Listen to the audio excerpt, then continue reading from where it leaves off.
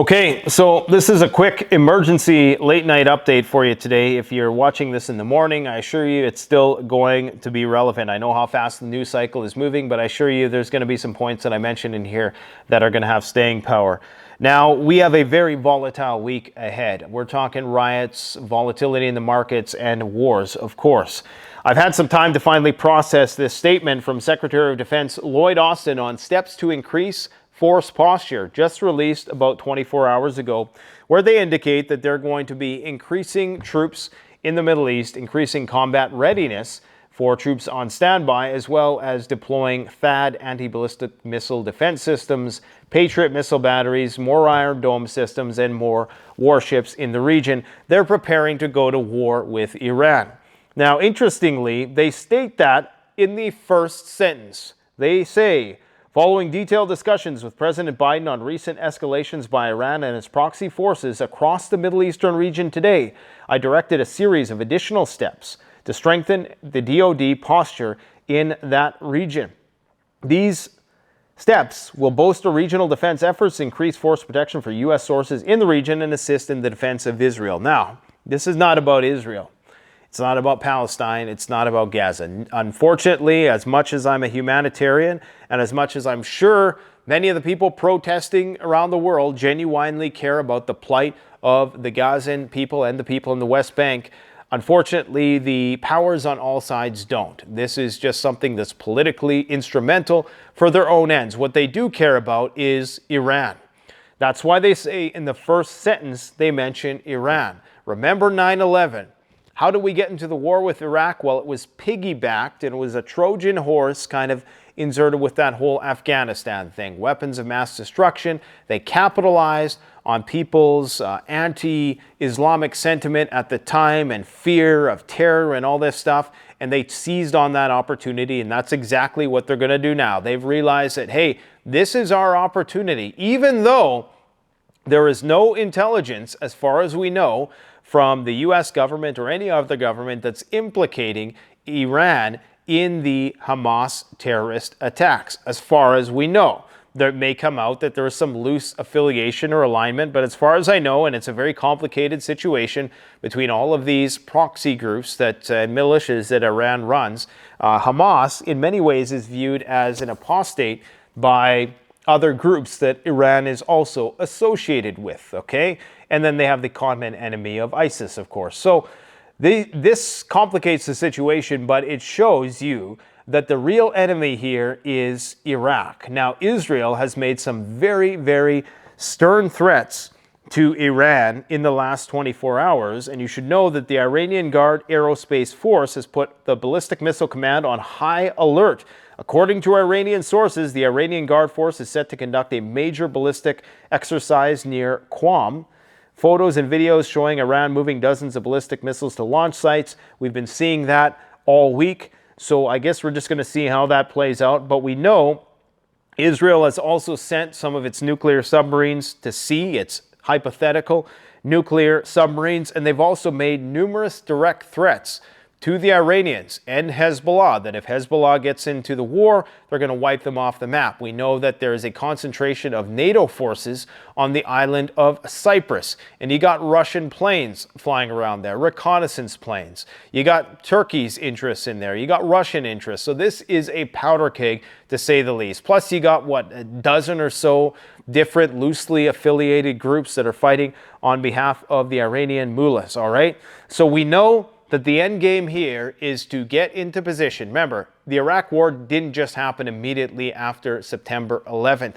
It took a little bit of time to get the wheels turning on things, to put things into place. They're concerned that these missile launches from Yemen are going to continue towards Israel. Some people are saying they weren't directed towards Israel. We're just going to have to assume they were.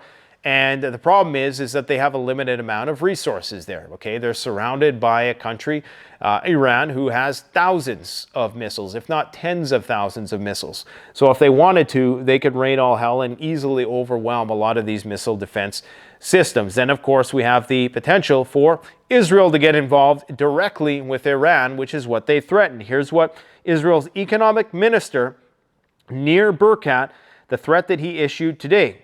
he announced that Tel Aviv would launch an attack on Tehran if Hezbollah, okay, which it supports, joins the war. So if Hezbollah gets directly involved in the war, and remember, at least as far as I know, Hezbollah and all of these groups don't care at all about Gaza. They don't care about the Palestinians. It's instrumental for them to politically leverage that, to garner support, to do some atrocity porn and get more supporters and followers and make the U.S. and Israel and NATO's life a living hell.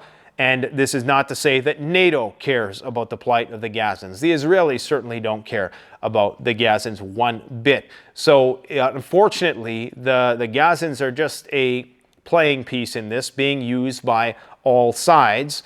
The only way that this actually materializes into a country being forced to come to the direct support of the Palestinians is if there is enough, a groundswell of support in those countries, a critical mass of support that forces their leaders to take action. And that's something we very well may see when Israel eventually enters Gaza.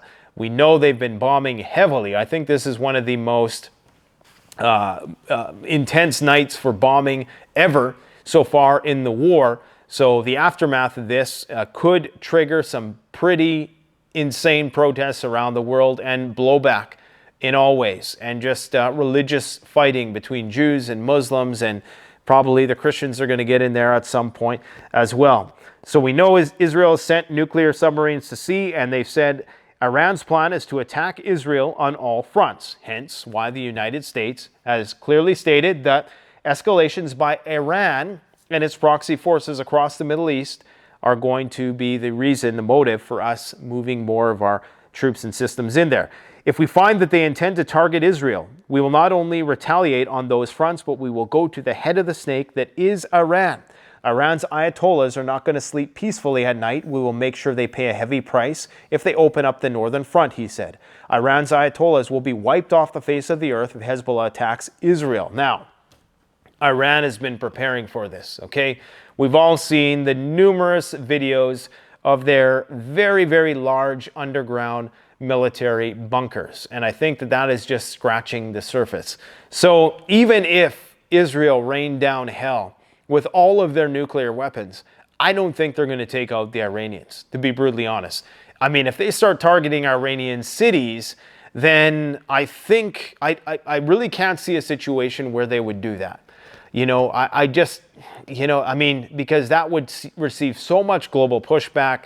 The Chinese need Iranian oil, and they've been buying Iranian oil more and more in spite of the sanctions. The Chinese are a very energy, they need to diversify. They can't be wholly dependent on the Russians nor Saudi Arabia. With such a large population, they need that Iranian oil to start flowing into the market. They're sending 6 warships. Now, that's nothing, you know, in the grand scheme of things. But it's a start. It's a show of, if anything, ambiguity. And I'm sure the United States are going to take this as a signal.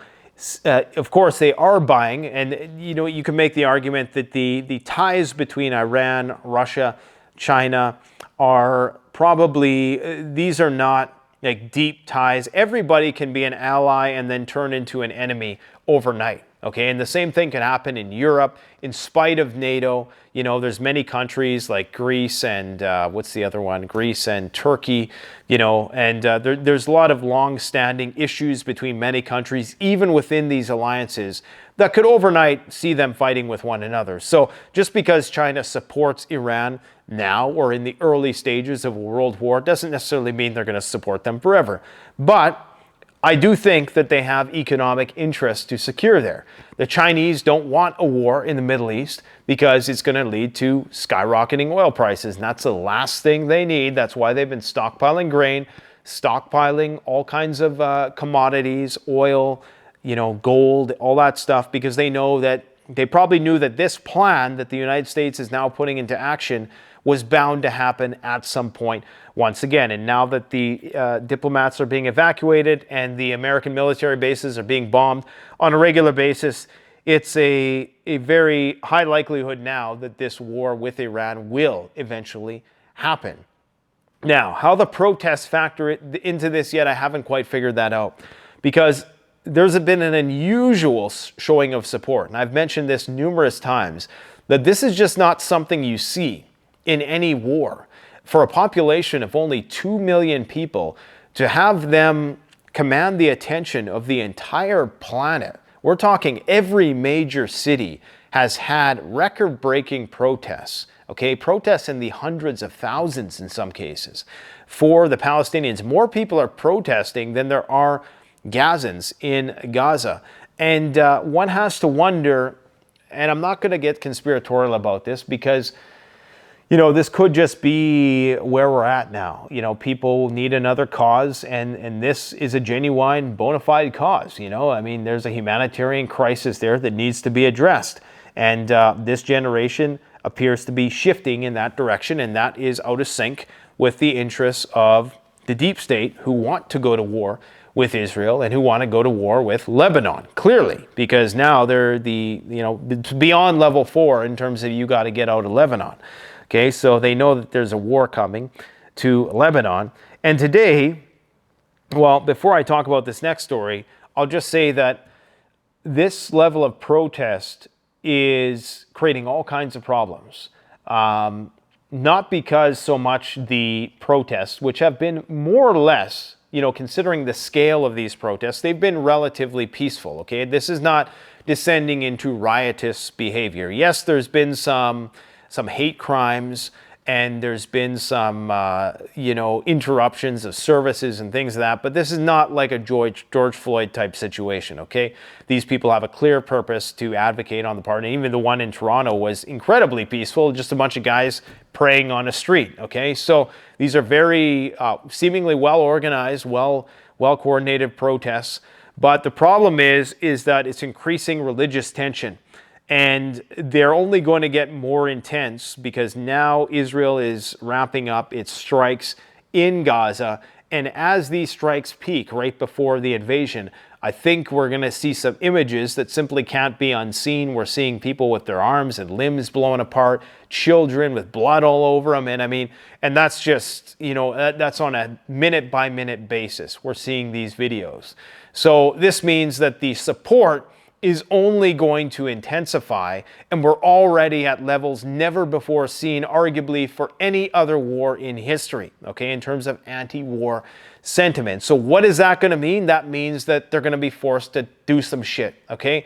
Remember, what did I say? I said back when this government shutdown stuff, I said they were going to do something crazy because they needed to win back support for the Ukraine war. Okay, they needed some event. Well, we didn't get it in Ukraine, we got it in Israel. And I'm not saying that it was orchestrated or anything like that.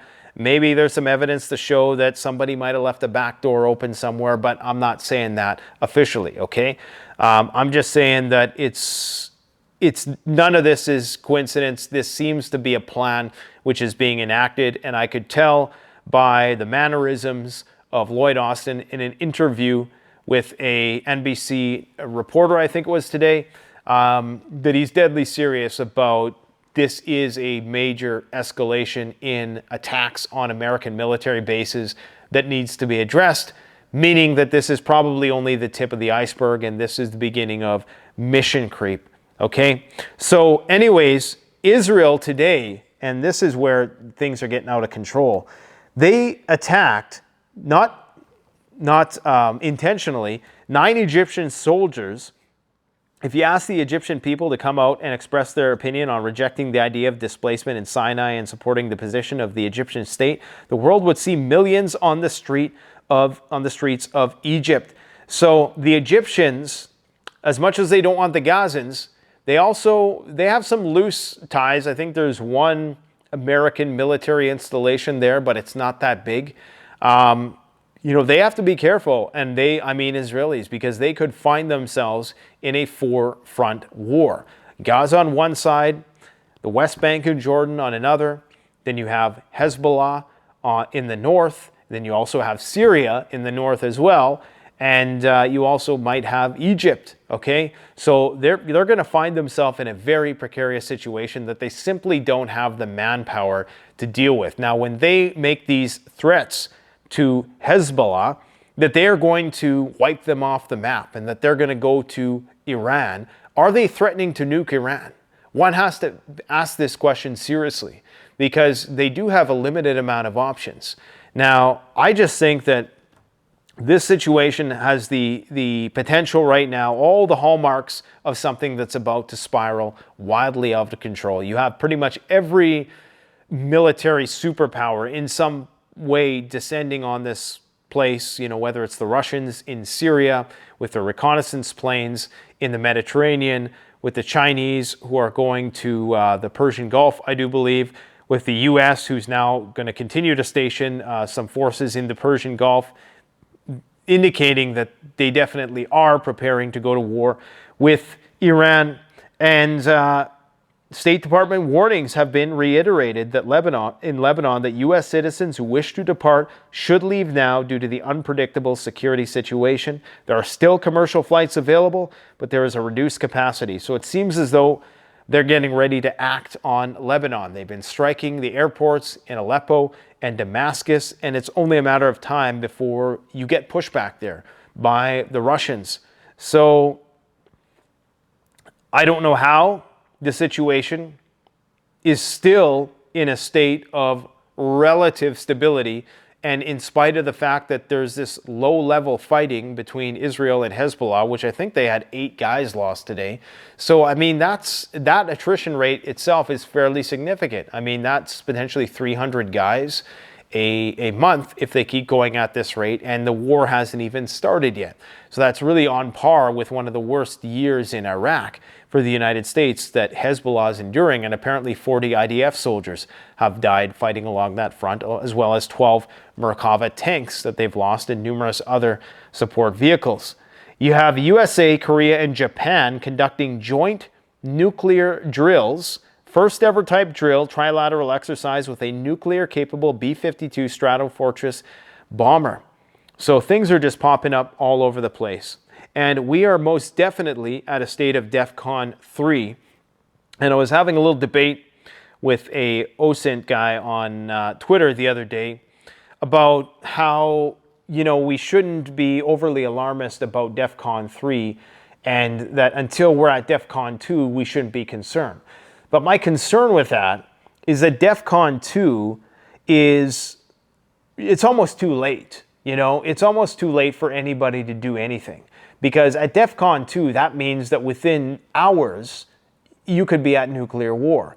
It's during this phase, when you go to DEFCON 3, that is the biggest leap, okay? The biggest leap. Increase in force readiness above the required level for normal readiness. DEFCON 3 is called Roundhouse. And we also have to understand that a lot of people might be comparing this to how things were done during the Cold War. But things have changed since the Cold War. Satellite technology has changed. Guidance systems have changed. Surveillance systems have changed. So the signals might not be the same. So DEFCON 3 is when everybody should be prepping. And I can tell you this, there is a paradox of preparedness in that when everybody starts to prep, when it becomes mainstream, that means it's too late. So long as it's a preoccupation of a fringe group of cynics and pessimists and paranoid individuals, then you know there's still time, and that it is. But that's the paradox. When everybody starts to say to themselves, when everybody, thinks, it's now socially acceptable, and I don't have to worry about getting weird looks when I talk about preparedness with my friends, it's too late, because that means everybody's doing it, and the SHTF is impending. So the time to prepare is now. You're seeing it unfold all around the world. I can see by the look in Lloyd Austin's eyes that he knows that something big is coming, okay, and that this is just the beginning. I'm going to give you more updates throughout the week. We're going to keep releasing preparedness-related videos at the same time. You can watch them. You don't have to watch them. I would encourage you to, because they are important. It's important to continue to get squared away. I'm expecting a lot of volatility in the markets. It's going to be interesting to see how China factors into this Iranian situation, because indeed they do need that oil. The last thing they need is a revolution on their hands, and they'll do anything to prevent that, I'm sure. We have attacks on synagogues, people being murdered, people driving through protesters, shooting at protesters. So the chaos is only going to continue. We're seeing now the George Floyd situation, but on a broader scale, and it's mixed and it's tied into a war. And yeah, there was also some attacks on Sevastopol in the Black Sea today. So the situation in Russia is still intensifying. We're going to see how the ATACMS factor into that conflict very soon. If you didn't see my video on firearms today, make sure that you go and check it out, because guys, I have a sneaking suspicion that you're going to need something like this someday for hunting deer. Take care.